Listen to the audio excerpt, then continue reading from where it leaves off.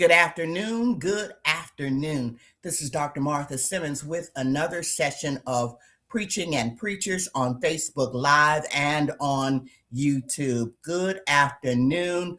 Come on and join me for the first broadcast of 2026. And Preaching and Preachers is celebrating 9 years. 9 years. I mean, that's stunning to me. But Facebook lets you know.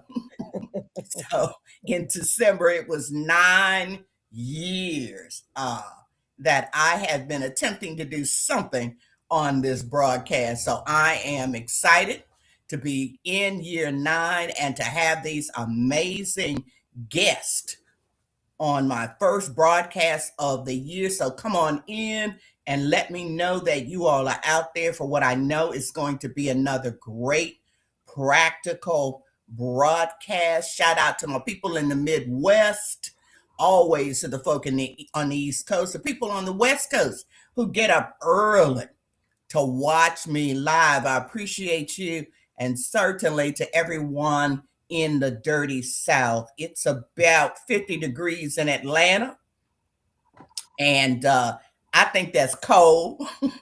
But of course, I know it's not because I spent my teen years in Chicago. So we'll take 50. We will take 50. All right, all right.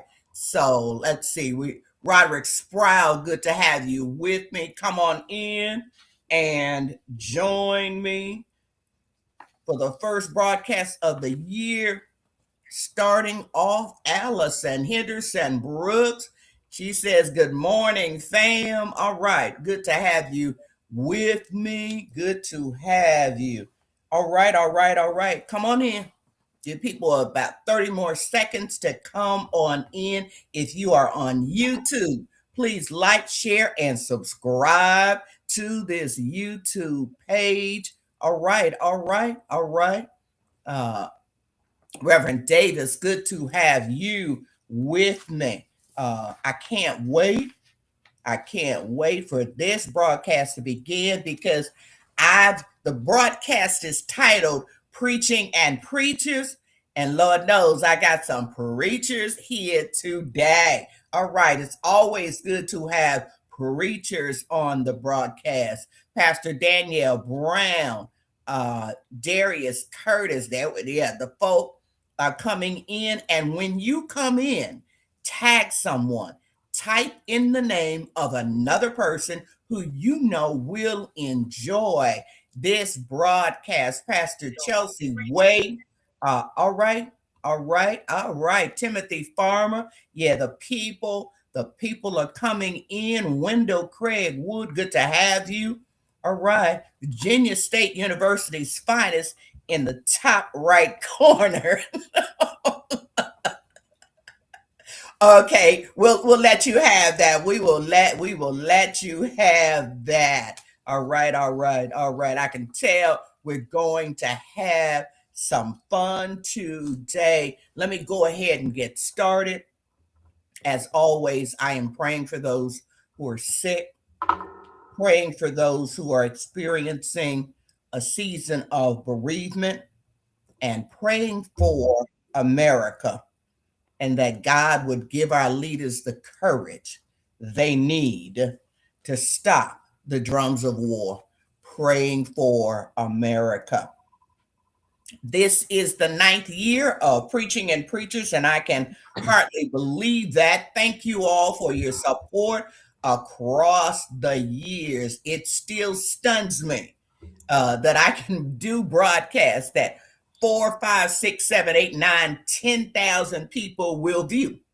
And I so appreciate the support. And again, if you are watching on YouTube, please like, share, and subscribe. Today, we're going to kick off the year 2026. We made it. And I want to talk about preaching styles.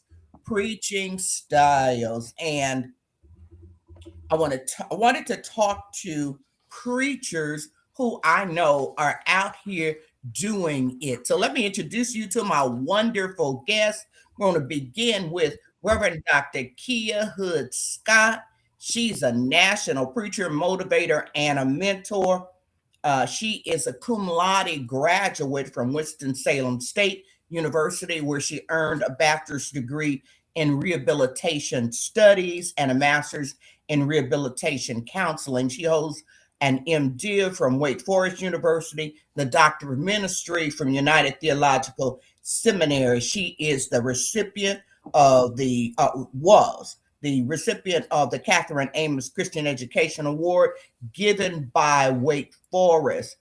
Today, Dr. Hood Scott proudly serves as the fourth pastor and the first female pastor of Greater Galilee Baptist Church in Charlotte, North Carolina. Good afternoon. Good Good afternoon. afternoon, Dr. Simmons, and good afternoon to everyone. All right. Then we have the Reverend Dr. John Faison Sr. He is the senior pastor of Watson Grove Baptist Church, commonly known as the Grove, a multi-generational, multi-site church with campuses in Nashville and Franklin, Tennessee. He became the senior pastor in 2012, and since then, the church has experienced phenomenal growth. He holds a bachelor's of arts in political science from Virginia State University in Petersburg, Virginia, a master's of art and practical theology from Regent, and a doctor of ministry from Payne Theological Seminary in Wilberforce, Ohio. In 2023, he was inducted into the Morehouse College MLK Chapel Board of Preachers and selected to serve as the noonday preacher for the Hampton University Ministers Conference. He is a passionate advocate for community transformation. Additionally, he serves as a member of the Board of Trustees at Belmont University and Leadership in Nashville. Then we have the Reverend Dr. Joshua Mitchell. He is the seventh senior pastor of the historic 31st Street Baptist Church in Richmond, Virginia. He's a graduate of Howard University and the Samuel DeWitt Proctor School of Theology at Virginia Union University. He has a passion for writing, and his doctoral research became the foundation for his first award-winning book, Black Millennials and the Church, Meet Me Where I Am. In 2025, he released his newest work, Bread for Life, Pursuing God and Chasing Answers to Life's Tough Question. He is a frequent lecturer, coach, and consultant on effective ministry. He currently serves as an adjunct faculty member and doctoral cohort leader at the Samuel DeWitt Proctor School of Theology. All right, and last but certainly not least, we have the Reverend Dr. Jennifer Carner. Dr. Carner is an ordained preacher with more than 25 years of preaching ministry and 17 years in pastoral leadership. She served as the first executive lead pastor at the Greater Travelers Rest Baptist Church, the House of Hope in Atlanta, Georgia. She currently serves as assistant professor of homiletics and director of the Preaching in a Post-Christian Age initiative at Pittsburgh Theological Seminary in Pittsburgh, Pennsylvania. Dr. Carner holds a PhD in African American preaching and sacred rhetoric from Christian Theological Seminary in Indianapolis, and she continues to preach, teach, and consult nationally. Good afternoon, everybody. Everybody. If you are listening to the broadcast, please tag someone and let them know they can jump on right now or they can catch the playback. It'll be up on my Facebook page for a couple of weeks and on YouTube for a whole lot longer. Okay, let's get to it. I want to give you all time to just say a whole lot of stuff. So I'm going to start with Pastor Hood Scott. How long have you been preaching? And tell me about your preaching style. Is it narrative, expository, topical? What is it? Thank you so much, Dr. Simmons, and good morning, good afternoon to everyone. So, I have been preaching for 20 years. I have been preaching for 20 years, and I actually started my journey as a youth pastor. Okay. So I did that for 13 years. And statistics shows that the average youth pastor only stays in the position for 1 to 2 years. But I did it for 13 years. And Mm-hmm. so I truly believe that I am a narrative preacher.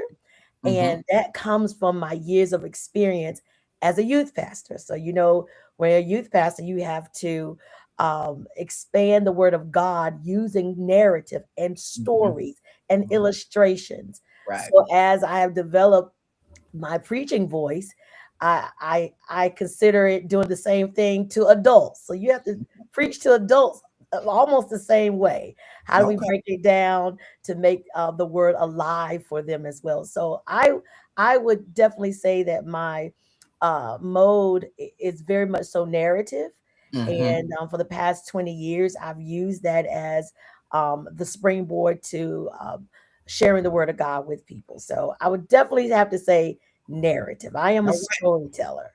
All Yeah. right. Pastor Faison, how about you? How long you been doing it? And how would you label your style?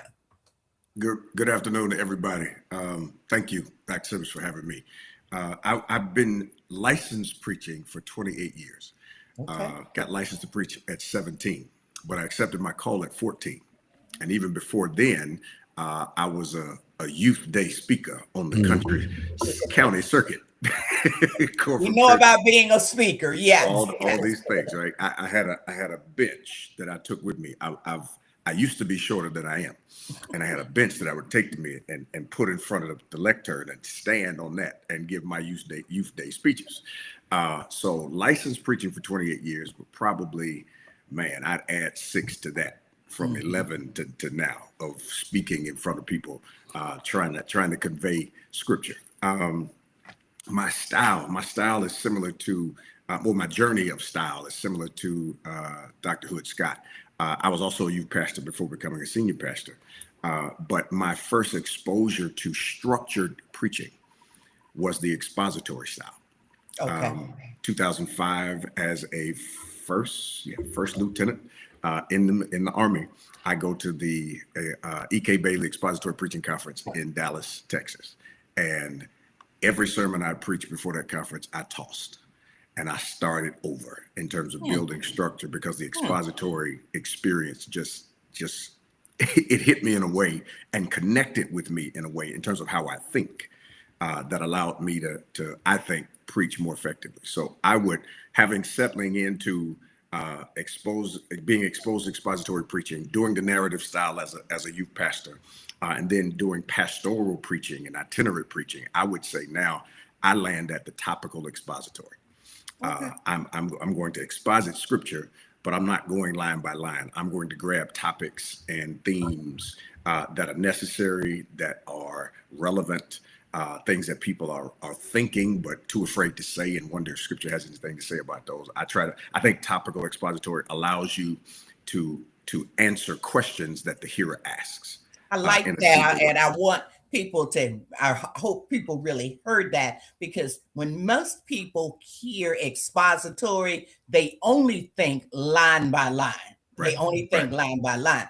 And of course, I'm familiar with preachers who go line by line, but I think it's something very effective to say, okay, I don't necessarily, I can exposit and still do topical. I really, really appreciate that. How about you, Dr. Mitchell? How long you been doing this, and what's your style? All right, all right. Well, good afternoon, good morning, everybody. Thank you again, Dr. Simmons, for the opportunity to be here. I have been preaching licensed officially. I like that. This has been my 21st year of licensed preaching.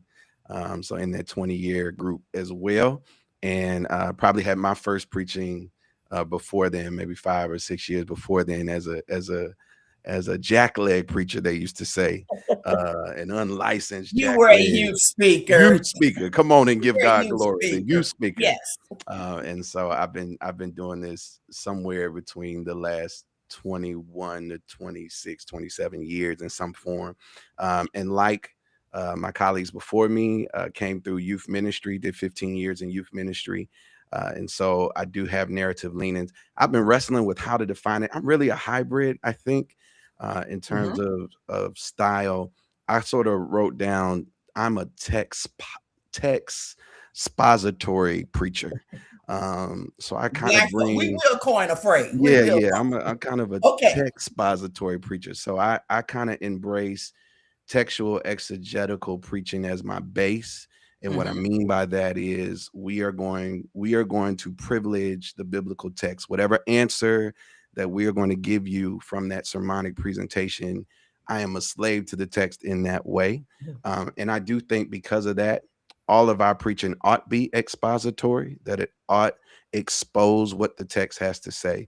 So I'm using textual and exegetical and expository together as kind of, I think, what is my style. But I have training wheels of narrative and sort of prophetic preaching that ride along with me as we go down this road together.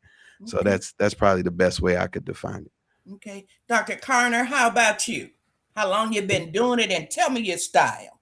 I want to first of all say thank you so much for having me. It's an honor to be here with you. Dr. Simmons, your work is foundational for mine, for my dissertation work. And so Bless. thank you for having me. Honored to be here with these amazing preachers, whom I call sisters and brothers. So when I thought about this question, first of all, thank you for the question. I thought it was a really good question. When I thought about this question, I thought about the interaction of several variables. When we talk about preaching style for me, I think specifically about form, but I also think about theory, theology, and method. And so I want to kind of unpack how I see my style by starting with what I call myself. I would call myself a contemplative folk preacher. Okay. And what I mean in describing myself in that way, we know Howard Thurman is kind of our poster child for contemplative preaching. Mm-hmm. I think that I can speak in a way that's not necessarily charismatic or emotional. I can talk to the audience, and it's not necessarily for a shout, but it's to situate the listener in the context, in what is happening in the text, right? And so I think that's the contemplative part of me. But my father, J.W. Carner, shout out to him. He was my first pastor, my first mentor. J.W. Carner is very much so a folk preacher within the African American preaching tradition. He's going to say, didn't he die? He's going to say the moon dripped in blood. He hung from the 6th to the 9th hour. Mm-hmm. Didn't he die? And so all of that is a part of who I am. And even the hooping tradition comes alongside this whole contemplative part of me that just likes to have a conversation when I'm preaching. Definitely expository. I would say that the text tells me whether I need to be narrative or expository. There's Okay. some text that lend themselves to a more storied approach.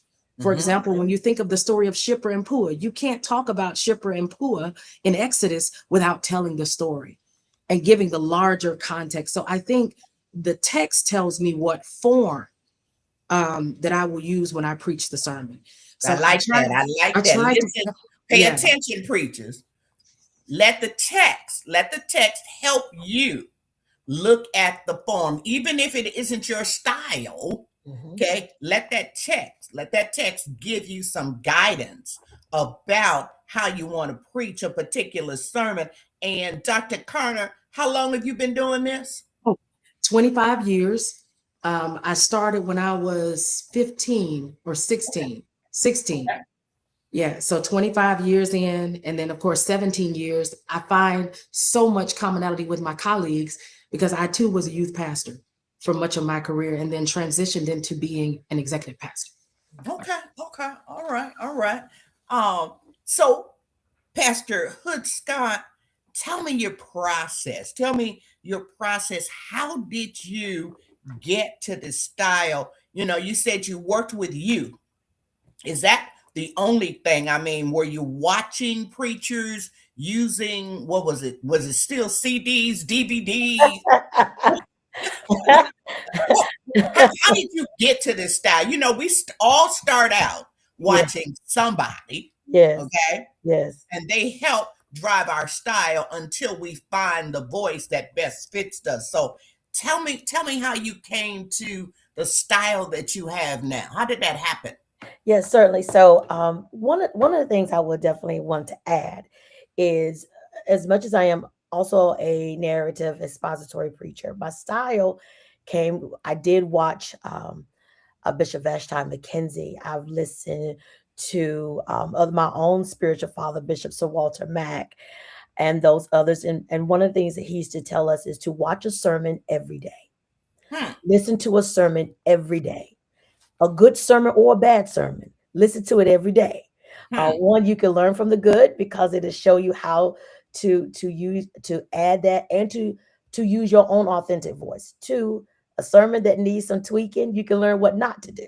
Right. And so I use both of those methods in my process. So there are various voices that I listen to help navigate how I pace myself, what I use to tell the story.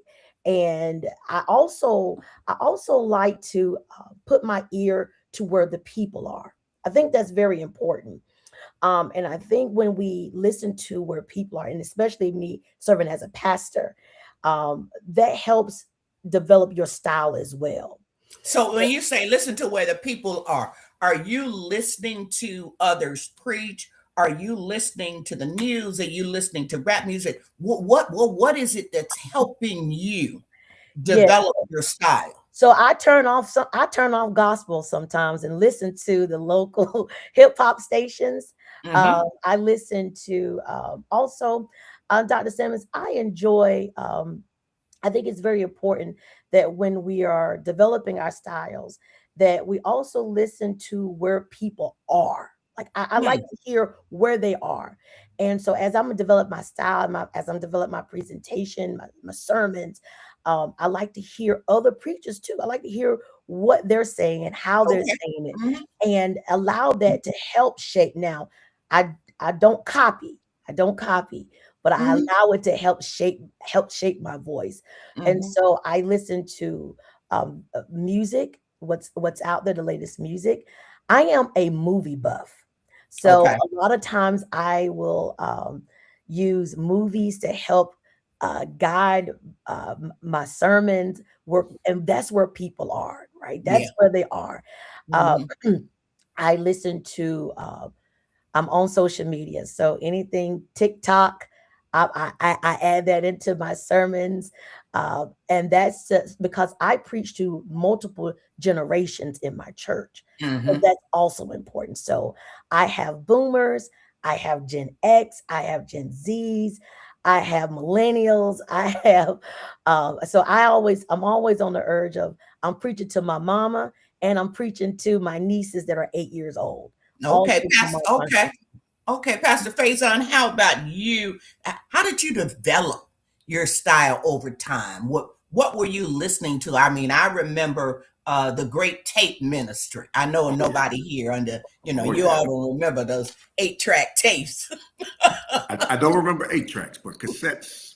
I got Okay, the you. cassettes. Yes, yes, yes. Cassettes and eventually CDs and DVDs. Yeah. I have gotten more probably style development out of conference CDCs and DVDs. Hmm. And I think a lot of that comes from just the generation in which I was raised. I'm born in 80, so the late 80s to the early 90s, you had your heavy conference season, heavy conference kind of moment. I got introduced to Hampton University, not through going to the Hampton University Ministers Conference, but through getting a stack of CDs from a friend of Yeah. mine Yeah. from the Hmm. lectures and the sermons at Hampton. E.K. Bailey Expository Preaching Conference. One of the things that I would save up all year was to not only go, but to buy the conference pack. And so Hmm. for the next year, every time I'm in my car, I drove my kids crazy they thought Maurice Watson was an uncle of theirs. That voice is still embedded in their head from those CDs and DVDs from Dr. Edwin Smith. I would say my two most influential voices, preaching mentors in my head, were Dr. Kenneth Ulmer and Dr. Claudette Copeland. For some reason, their style, their refusal to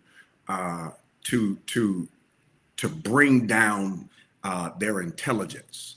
They preached at the level of their intelligence and demanded that the hero rose with them. Right. Those two. I remember. I'm a lieutenant in the military. I gotta be at formation at 6 a.m. But at 5 in the morning on Fridays, I remember watching Friday morning BET preachers. Jamal was on. Noel Jones was on. Bishop T.D. Jakes was on. I remember grabbing and listening every Friday, trying to listen. We remember if there was a revival. Yes. If there was anything happening close to my city within 75 miles, I'm getting in the car. What it developed for me was, first of all, I became a preaching junkie. Okay. Became a preaching junkie. Like I put it in the vein. I got to have it. Right. And one of the things that I lament that I'm seeing is that there are preachers who don't love preaching. Right? You don't saturate yourself in that space to get to develop. One of the things that I think the worst thing that I think can happen to a preacher is not to lose your voice, it's to lose your imagination. And being exposed to preaching broadens, widens, and expands the imagination. Exactly. And that's singers. And that's why. And that's preachers one of the listen reasons. to preaching. Yeah, and that's one of the reasons there's so much thin preaching. Okay, it's a lack of imagination. So, Pastor Mitchell, tell me, how'd you develop your style? Who were you listening to? What were you doing? Yes, ma'am. So I think early on it was car rides and cable TV. I am third generation preacher pastor. And so I didn't know it at the time, but every Sunday we would put the cassette in. We had the tape ministry. Come on and give God praise for the tape ministry. Yes.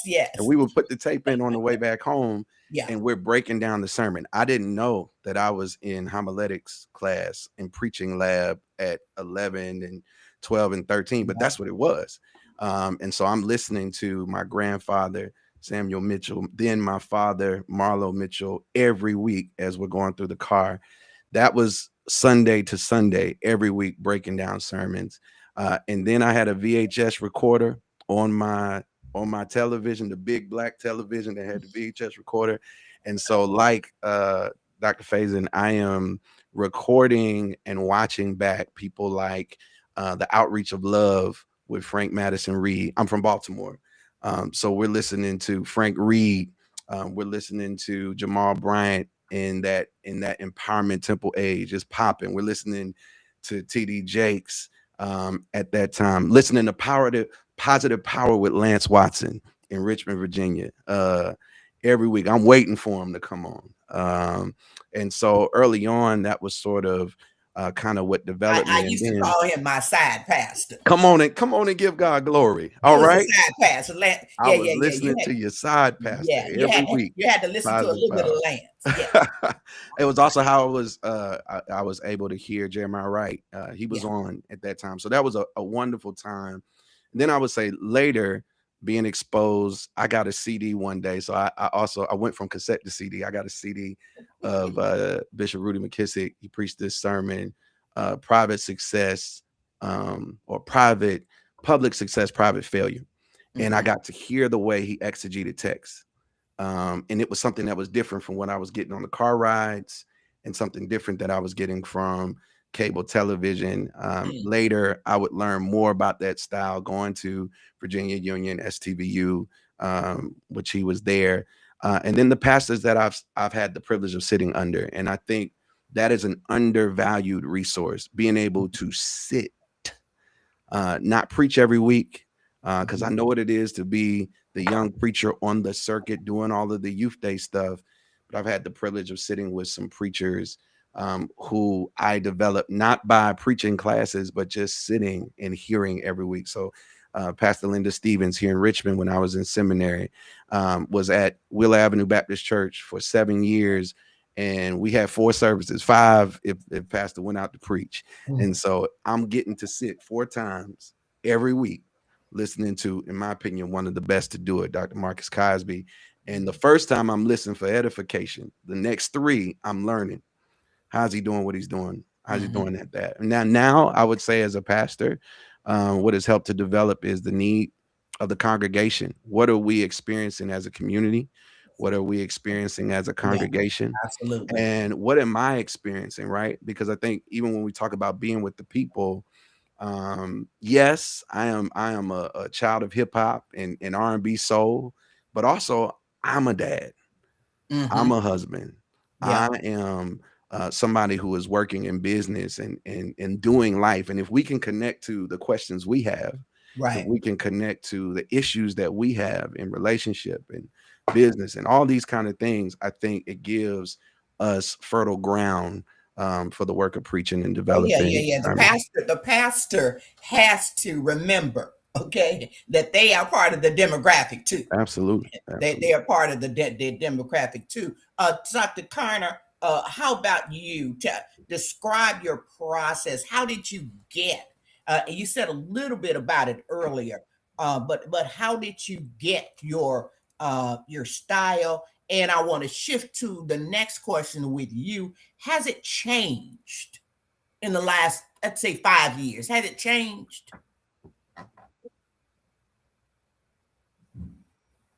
I think you muted yourself. Okay.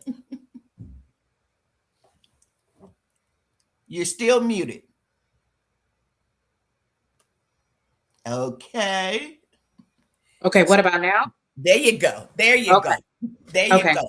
I was saying that I echo much of what my colleagues have already shared, but I also want to share a quote by Dr. Frank Thomas. He says that no preacher is bigger than their tradition. So I am profoundly shaped by a Southern Afro-Baptist preaching context that is very musical, but also I had the blessing, because I am a child of the ministry of Dr. E. Dewey Smith, I had the blessing of hearing national preachers from a very young age who were seminary trained. And so one blessing of having a preaching mentor like Dr. Smith is that I had a chance to hear him from age 17 to now where he is. So we're Whoa. talking about decades of hearing Yeah. one preacher. And so decades of hearing one preacher, what it did for me is it trained my ear to understand that we preach from life spaces. And so one thing that happens in my preaching is I not only do what's called lifestyle preaching. You'll hear me talk a lot about healing, health, and wellness, having a life outside of ministry, but you'll also hear me talk a lot about life stage. The way I preached at 20 is different from the way that I preach now in my 40s because my life space is different. What I've been exposed to is different. I can testify and share that my preaching dramatically shifted after 2024 because I had my first major surgery. I had 7 tumors removed. Yeah. So now when I preach about healing, I have a personal narrative attached.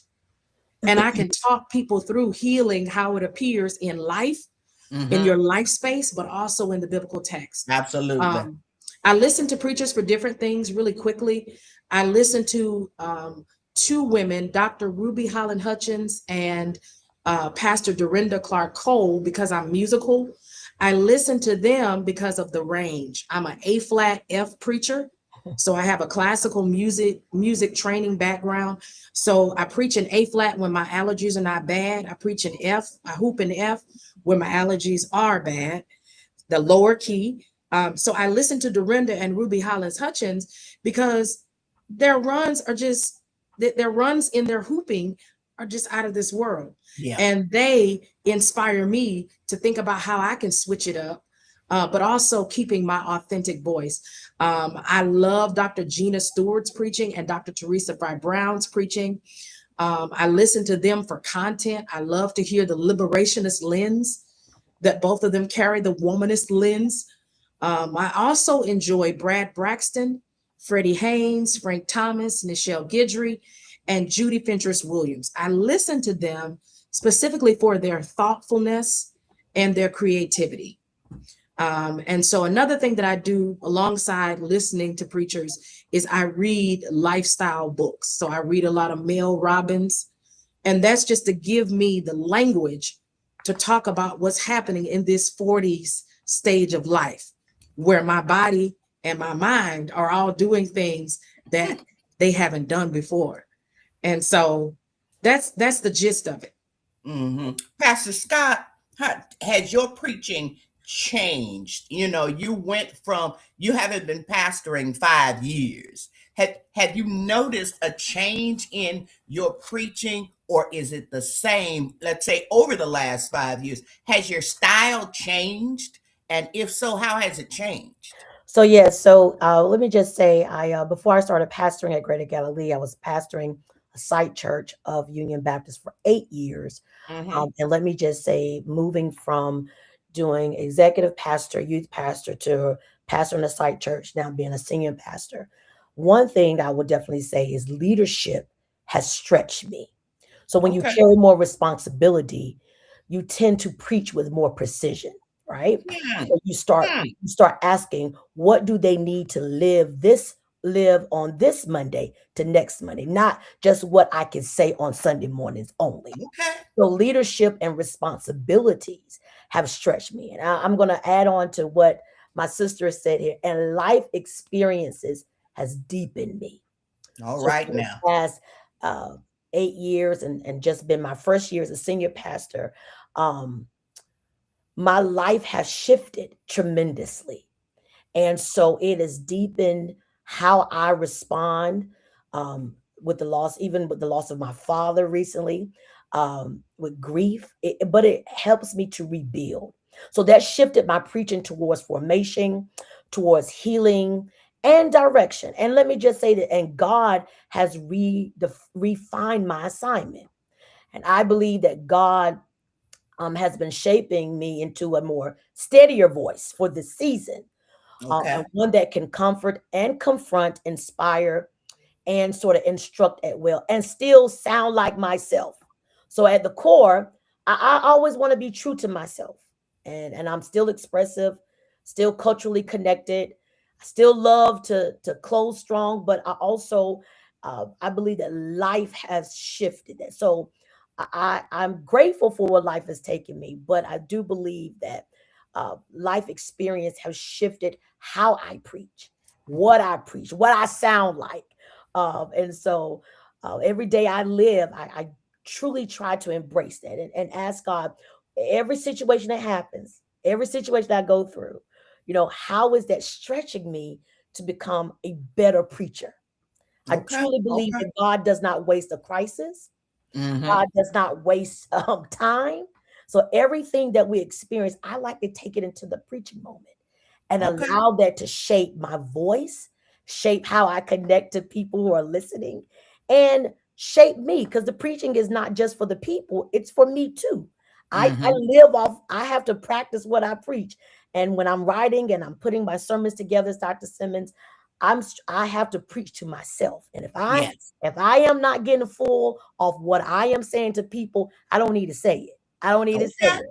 And Okay. so that's how I've sort of shaped and how I move with my life experience. Yeah, Dr. Faison, you've been doing this the longest out of this group.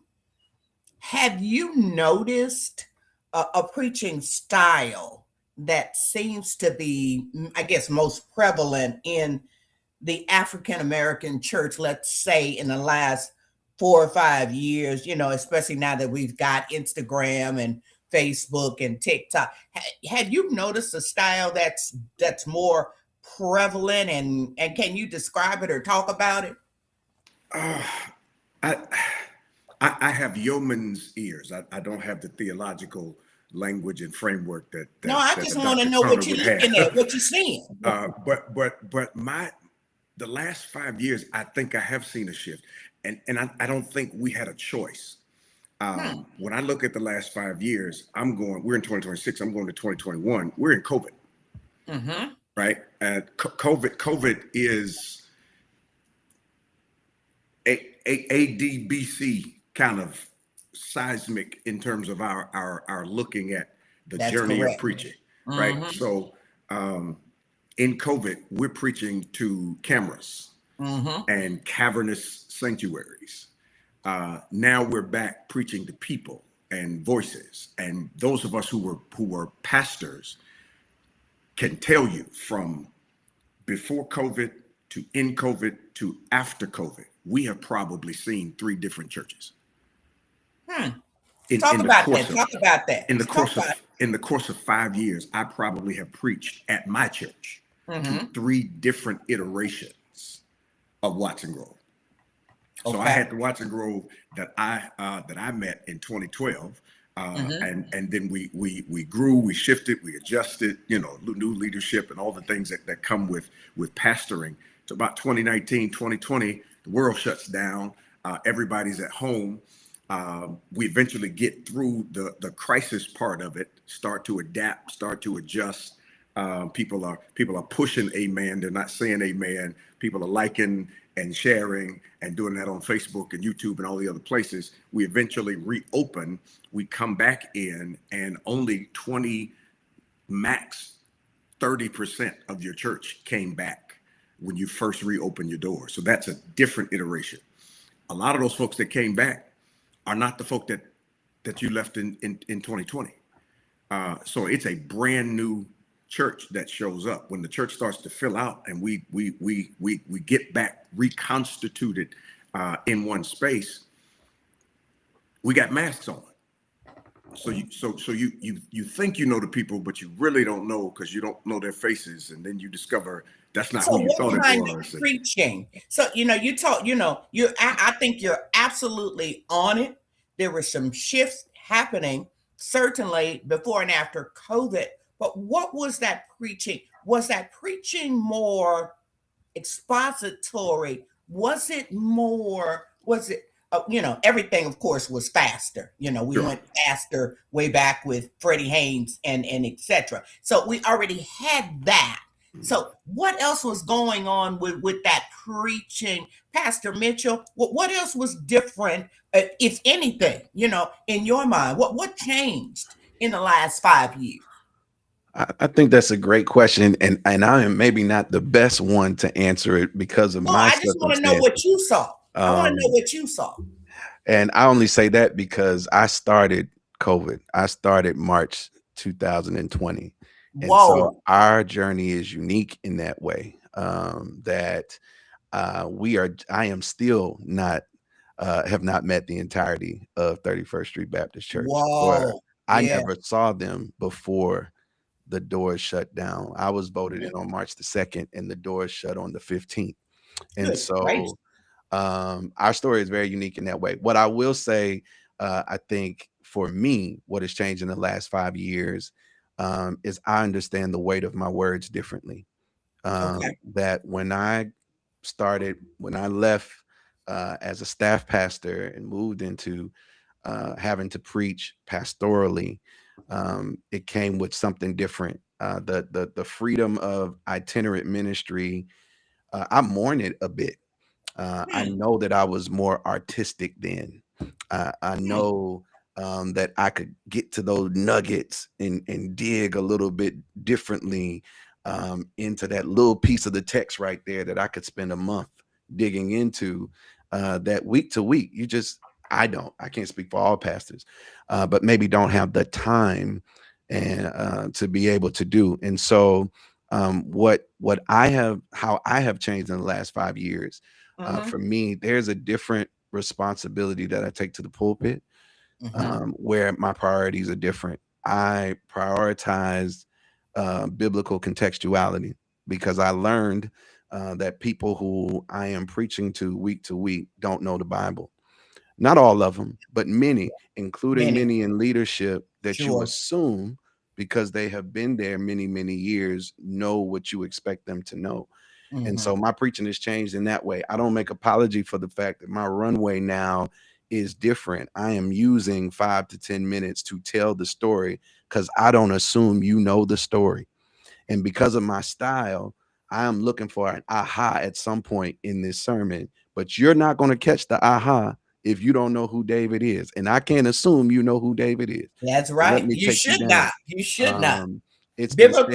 Biblical literacy for everybody Absolutely. listening. It's at an Absolutely. all-time low. Absolutely. I want y'all to be clear on that. So stop telling people you know the story and you know what so-and-so said. No, they Absolutely. don't. Absolutely. They just don't. Absolutely. Pastor, Dr. Carner, tell us, just from your listening, has it changed in the last 5 years? I mean, we know COVID was major, but we also had TikTok and Instagram and their impact. Have you heard anything different? What does the preaching sound like to you?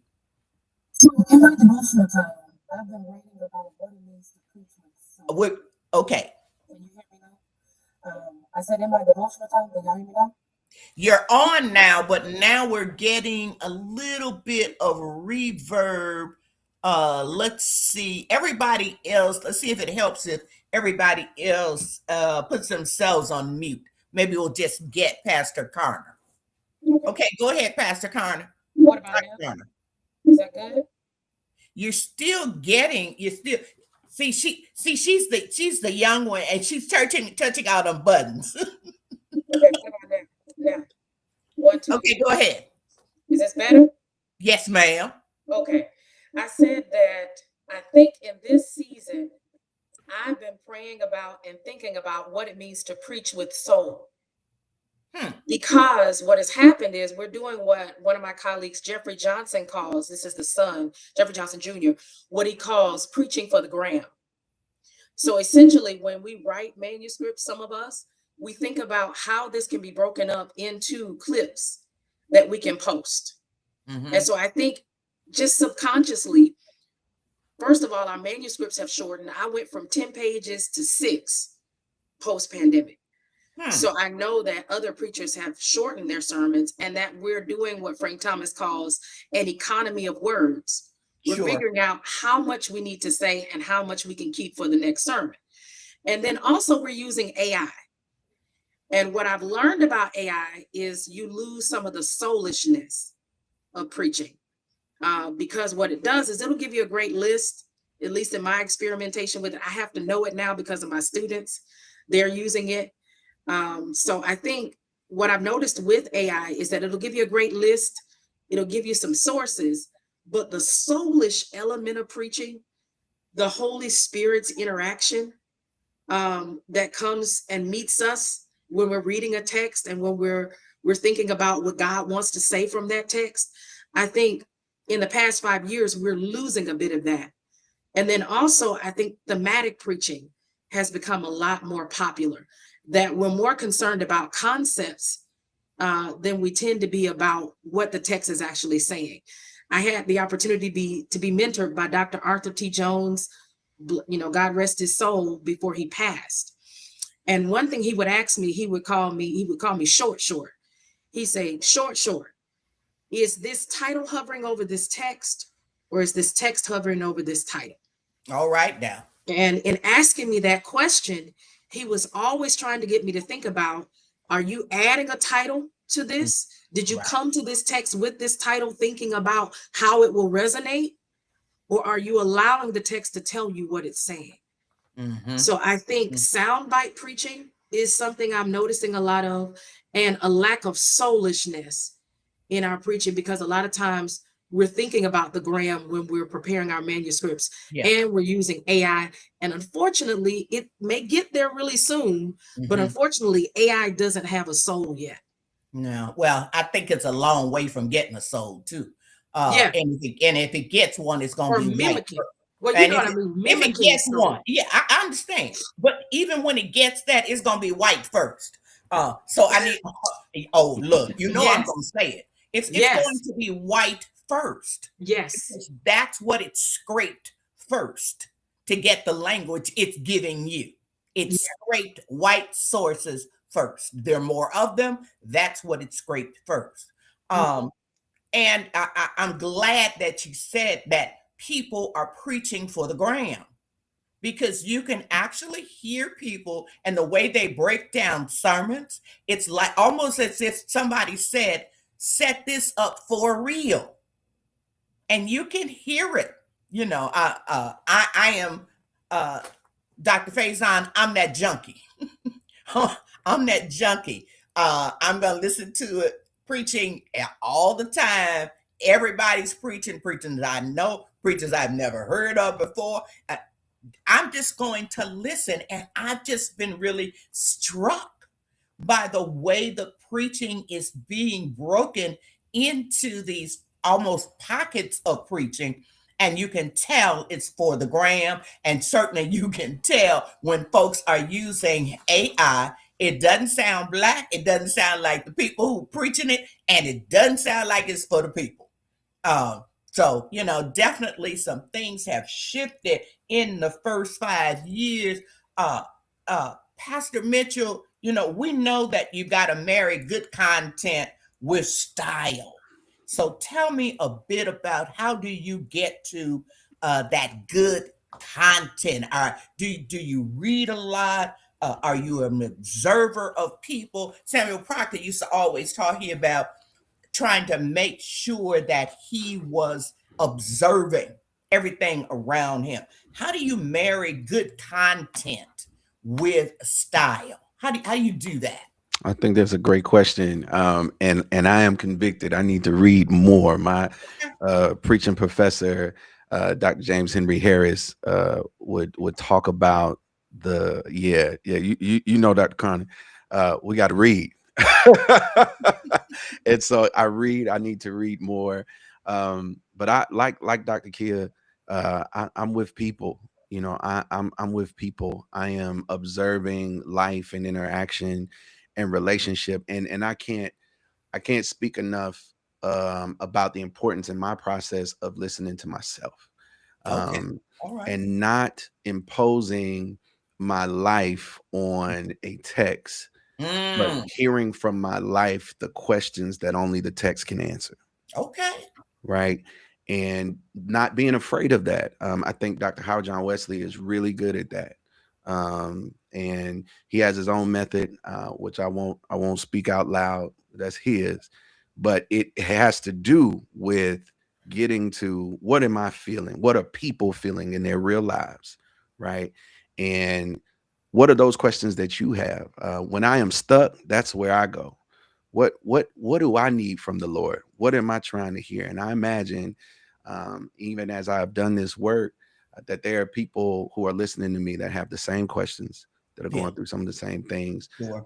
And so, yes, it's reading. Yes, it's continuing to keep my ear to the streets. I'm a hip hop head. Yes, I'm online. I got kids. I got to keep up. All of that, and being okay with being human and hearing the humanity in me, and then going for me to the text to hear what this does say of the Lord concerning these real life issues that I'm going through, So, because Pastor I'm not Scott, how alone. about you? How about you? How do you marry good content with style? What's that process for you?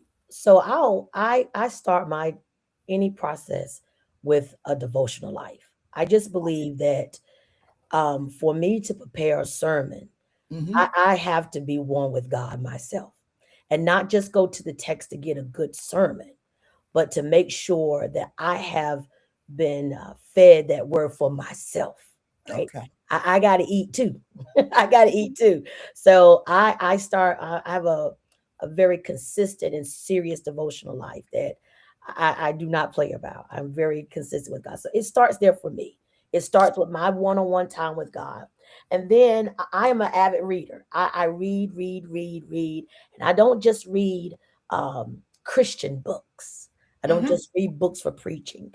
I read fiction. I read historical books. I like novels.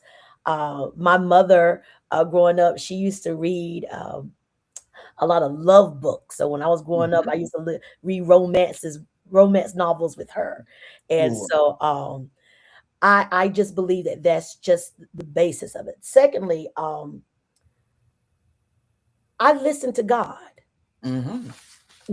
In the text, I hear, I read, I hear, I listen, but I always ask God, speak to me and let me say what needs to be said to the people.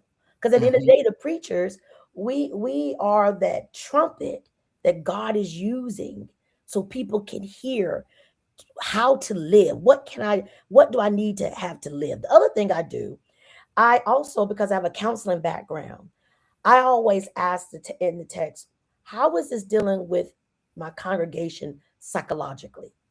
I Hmm. always ask God, where are people? How can we move this text psychologically? Where is the mental health, the mental wellness? Where is theological and mental wellness meeting together, right? Mhm. So that's the other piece that I use to sort of help build. And I have to go back to what my brother Dr. Mitchell said. I'm a lover of movies and music, Mhm. and so I use that as well, right? I'm listening at the latest trends. So, for example, Sunday I was preaching about releasing things, right? And so there's a TikTok trend that's going out now that says 1, 2, 3, release them, right? And I use that in my sermon, and all the young people after church say, Pastor, I love. So I'm trying to connect the text. So I'm connecting the text to where people are, how we bridge it together. Because at the end of the day, I believe that the goal is that people leave with something, not just to get them to come back Sunday, but how they live every day. So Mhm. that's sort of So, how my sort of my your process. process, Pastor Faison, tell me about your process. How are you mixing? You know, you talked about your style. How are you mixing that with content, good content? How are you doing that? For me, it's about pace. So the rhythm of life is fast. Husband, father, all the things, pastor, leader, all the things. There's always this relentless violence of the calendar, is what I call it. Hmm. It just continues to go. And what that requires you to do is speed up. Mm, Hmm. Social media, the Hmm. way our minds are engineered now to work and operate, requires you to go fast. Well, for me, if I'm sped up, I am looking for quick things. I'm looking for things to address immediate needs. So for me, I have to slow down. If I want to really hear from God and get lasting, transformative insight that helps impact people's lives, I have to slow down. So for mhm, me, slowing down means getting ahead. Okay. Getting ahead in the preaching world for me is planning my preaching. So 6 months to a year ahead, I know where I'm going. I know each series. I know my text for every Sunday. That allows me to come to a week preparatory process with stuff already lined up, already set. I know in December, for example, that I'm preaching on giving in May, hypothetical. So that now triggers my mind and my antennas. When I see a story on generosity in February, I can grab that and drop it in my May folder. mhm. When I So that hear preaching calendar works that for you. preaching calendar helps me get Hmm. ahead Yeah. so Yeah. that I can grab content on the way so I don't get stuck in the violence of the week to week. And Hmm. now I'm meeting a deadline. I'm not really transforming lives. Which is why I tell preachers, even if you can only do 6 months of a preaching calendar, do those 6 months Yes. because it's really going to help anchor you. You'll see Absolutely. content and say, "Oh, I need that," Yeah. etc. That preaching calendar can really help you. Dr. Carner, how do you marry good content with style? You know, the African American pulpit, we got plenty of style, huh? We got style. I mean, we got it. But how do you marry that with good content? So, Dr. Andre Johnson, can you hear me really well now? Well, now I'm hearing. Do you have another? Do you have a phone or something else on? Nothing. No. Okay. Oh, okay. Let's go back to everybody else muting themselves. That helped before. Okay, go ahead now. Okay. What about now? We're getting just a squeak, but go ahead. Okay. So for me, Dr. Andre Johnson exposed me to African American rhetorical criticism. Mm-hmm.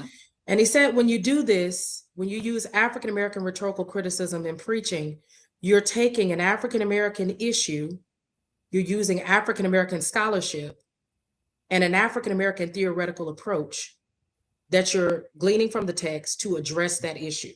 Okay. And so what that has done in my preaching is it's caused me to have what I call a gumbo when I preach.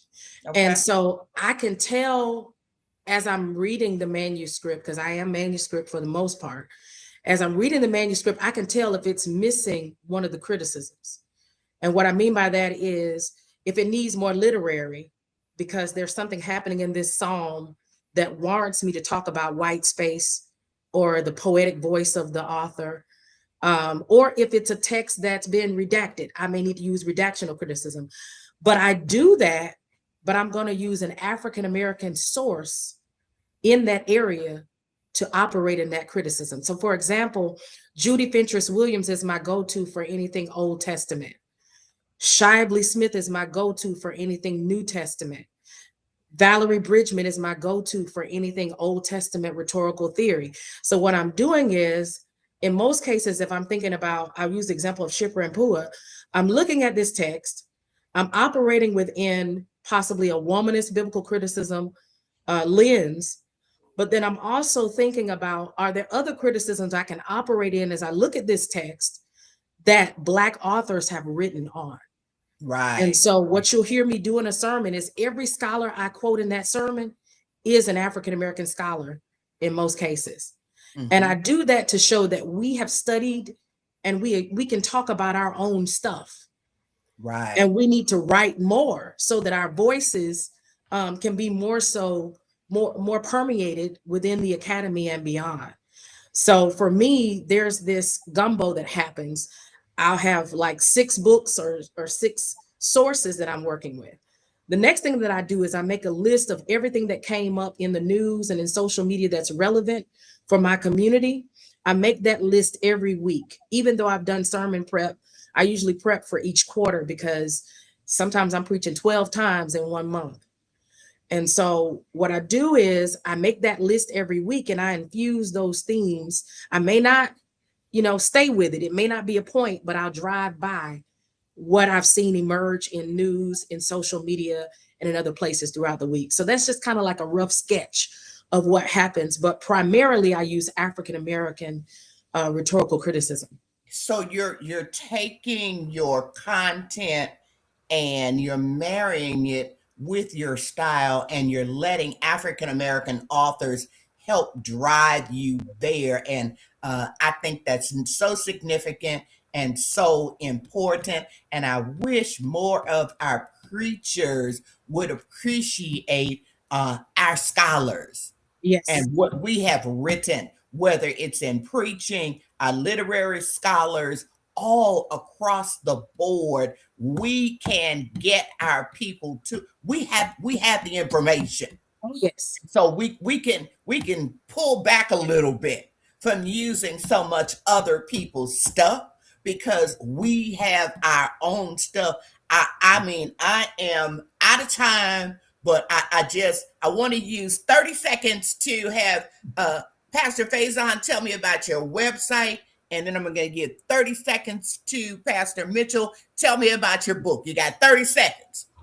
Awesome. JohnFaison.org, in the space of faith-based executive coaching for leaders of all industries, but also a niche for coaching senior pastors. I'll give the rest of my time to my shirt. Payne Seminary is a special shout out to a fallen fraternity brother and fallen New Testament scholar, Dr. Michael Joseph Brown, who recently passed away. He was, when he passed, the president of Payne Seminary. I met Dr. Brown personally when I got my Doctor of Ministry degree from Payne, and he was a friend and a scholar, one of the sharpest minds in New Testament you would ever hear or see. Read his stuff, check him out. We salute his life. Rest in peace, Dr. Brown. Yes. Read The Blackening of the Bible by Michael Joseph Brown. Yep. Read that text. Pastor Mitchell, your 30 seconds. Yes, ma'am. Very quickly, just released in July, Bread for Life. It is a 30-day devotional that Is that addresses. it behind you? This is it behind me. Okay. I keep it on me, but it addresses 6 of the pressing questions of young adults, particularly African American young adults. So it's data driven, but you can get that at joshualmitchell.org/books. Get it for your group, get it for your small group, your Bible study. It'll be a blessing to your young people in your church. All right. All right. I can't not let me, as I always say, that the reason I've made it 9 years is because of phenomenal guest like I've had today. Um, I'm so pleased that you all would take the time to share with me and share with my audience. This has been awesome. This has just been awesome. To everyone, this will be up on my page for a couple of weeks. It'll be on YouTube for a whole lot longer. If you're on YouTube, please like, share, and subscribe. Thank you for everyone who hits my Cash App. Somebody put it in the chat. You all know what it is by now. Love my work. 1, 2, 3. Put it in there. Dr. Garner, she has that usher finger up. Go ahead. Wanted to share that my book will be coming out this year. That's based on my academic work and my dissertation, The Contextual Art of the Folk Preaching Tradition. So please look out for it. I mine our African-American history for 19th century, both female and male voices that embody what I call the folk homiletic, which I believe has preserved our communities for centuries. Yes. And so I can't wait to share this work, particularly the 19th century African-American women. I can't wait to share their work with you. We'll be looking for it. We'll be posting it. We will be pushing it. You know how much I love folk preaching. God bless each of you all. Like I always say, last but not least, share this video. Share the video. It won't cost you anything. It's going to help someone with preaching, how they think about preaching, who they're listening to, how they're going about it. God bless everyone. I hope that everyone has a great week. Take care, everybody.